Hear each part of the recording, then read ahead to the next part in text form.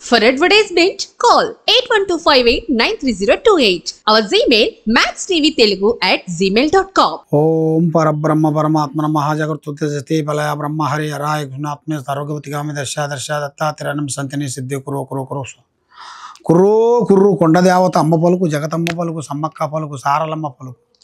జై సమ్మక్క తల్లి. ప్రజలందరికీ నమస్కారం. ఈరోజు మనం తెలుసుకోవాల్సింది సింహరాశి ఫలితాలు.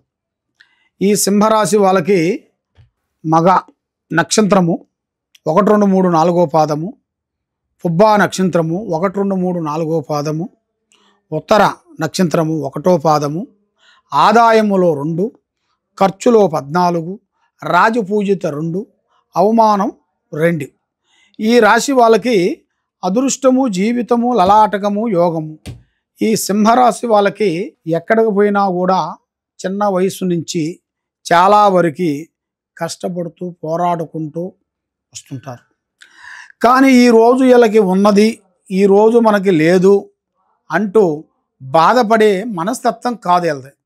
ఏదైనా యథార్థంగా మాట్లాడతారు. ఆ దేవుడు ఇచ్చినంత వరకు వీళ్ళకి శక్తి, బలము, ఆలోచన, తెలివితేటలు 5 విధానాలుగా ఉంటాయి. వీళ్ళ మీద ఉండాల్సిన 5 శక్తులు కరెక్ట్గా ఉంటాయి. దాంట్లో ఉండాల్సిన ఒక 2 శక్తులు ముందుకు పోనీకోకుండా మధ్యలోనే ఆపేసేసి బ్రేక్ చేసేసి మనశ్శాంతి లేకోకుండా ఏదో ఒక డిస్టర్బెంట్ చేసేస్తాం. అది ఎందువల్ల అవుతుందా అని చాలామందికి సతమతం అయిపోతుంటారు. మరి ఈ రాశి వాళ్ళకి ఎలాంటి కార్యక్రమం అనుకున్నా, ఎలాంటి పనులు అనుకున్నా కూడా అవలీలగా పూర్తి చేసి సాధించే అంత శక్తి సంభవం వీళ్ళకి జాతకంలో కనబడుతుంది. కానీ వీళ్ళ జాతకం ఫలితంలో చూసుకుంటే ఎగసాయంలో కానీ, ఉద్యోగ ఫలితంలో కానీ, తర్వాత రాజకీయ ఫలితంలో కానీ, చేసే పనులలో కానీ, రియల్ ఎస్టేట్లో కానీ కొన్ని మార్పులు, చేంజెస్ వచ్చే యోగం కనబడుతుంది. ఆ మార్పులు, చేంజెస్ అతి త్వరలోనే దగ్గరికి వచ్చే యోగ ప్రాప్తి కూడా ఉంది. మరి ఇలా జాతక ప్రకారంగా చూసుకుంటే మరి ఈ నెలలో 11వ తారీఖు దాటిన కాడి నుంచి మంచి శుభ ఫలితాలు, శుభ కార్యక్రమాలు, మరి కుటుంబంలో కొన్ని డెవలప్మెంట్ కావటం, కొన్ని ఇల్లు మార్పు చేయటం, లేదు వాహనములు మార్చటం, బిజినెస్ డెవలప్మెంట్ చేసుకోవటం, లేదు వాళ్ళ పేరు నుంచి మళ్ళీ ఇంకా వేరే పేరుకి మార్పులు చేయటం, అలాంటిది కొన్ని మంచి మంచి శుభ ఫలితాలు, శుభ ఆలోచనలు, కొన్ని విధానాలు, కొన్ని ఎదురయ్యే మార్గాలు కొన్ని కనబడుతున్నాయి.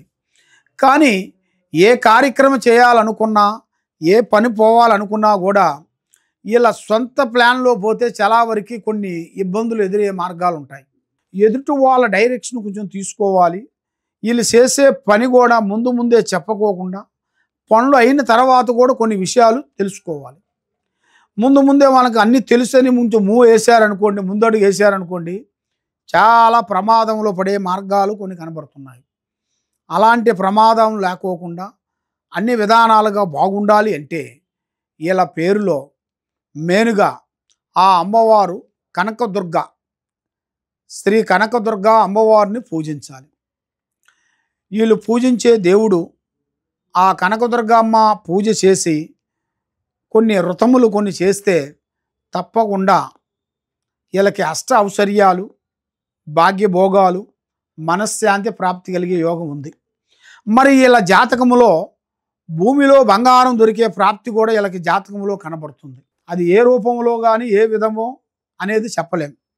మన బంధుమిత్రులు కానీ, మన స్నేహితులు కానీ, మనకు సంబంధించిన వాళ్ళు కానీ అది ఏ రూపంలో అయినా ఒక రూపంలో వీళ్ళకి ప్రాప్తి కలిగే యోగం అనేది కనబడుతుంది.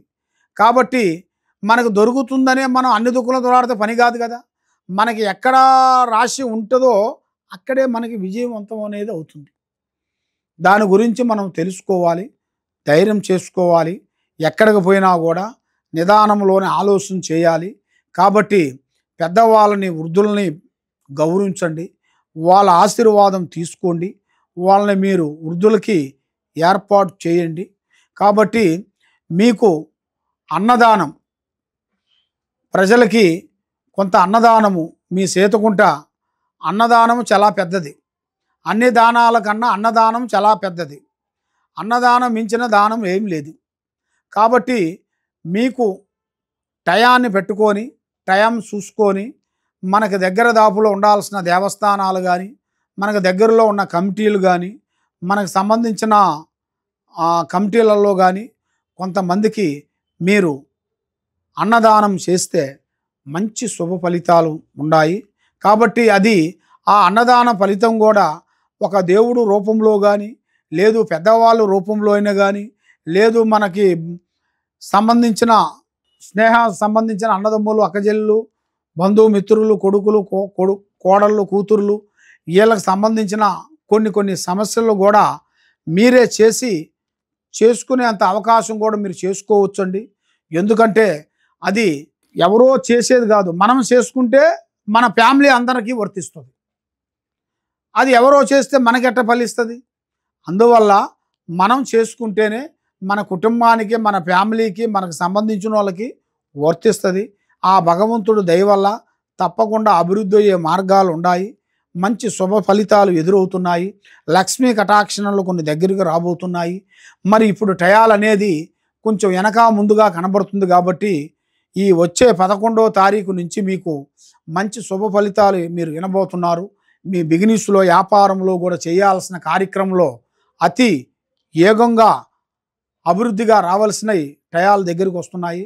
కాబట్టి మీరు ఎక్కడెక్కడో మీరు సందేహాలతో మీరు బాధపడి ఎక్కడెక్కడో జ్యోతిషు చెప్పించుకొని ఎంతో నిరాశ చెంది ఉన్నారు. కాబట్టి తప్పకుండా ఈ కింద ఉండాల్సిన నెంబర్కి మీరు తప్పకుండా మీరు సంప్రదించండి. మీకు తప్పకుండా ఎలాంటి సమస్యలు ఉన్నా కూడా మాకు ఒకసారి ఫోన్ చేస్తే మీకు ఏ సమస్య ఉన్నా కూడా దానికి మేము చెప్పగలుగుతాము. మీకు ఏ రూట్లో పోతే మీరు బాగుంటుందా అని చేయగలుగుతాము. సర్వే జన సుఖినో భవంతు. ఓం నమః శివాయ.